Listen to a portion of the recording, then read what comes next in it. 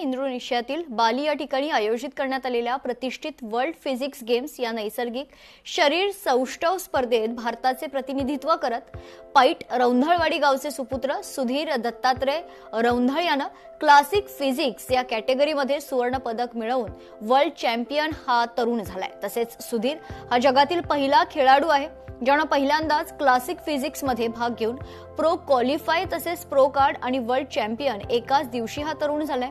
इंडोनेशियातील बालीमध्ये नुकत्याच पार पडलेल्या वर्ल्ड फिजिक्स गेम्स अर्थात ICN आंतरराष्ट्रीय स्पर्धांमध्ये ॲथलीट्सनं उत्कृष्ट कामगिरी केली आहे। हे सामने 12 ते 14 जून या कालावधीत प्राइम प्लाझा कन्व्हेन्शन सेंटर या ठिकाणी आयोजित करण्यात आले होते।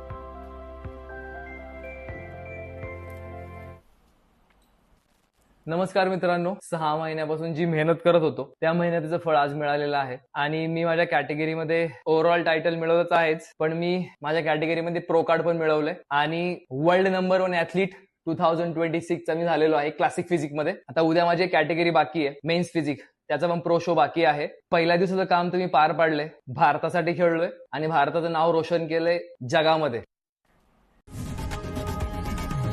लोकशाही मराठी ऐका, पहा, जागरूक रहा।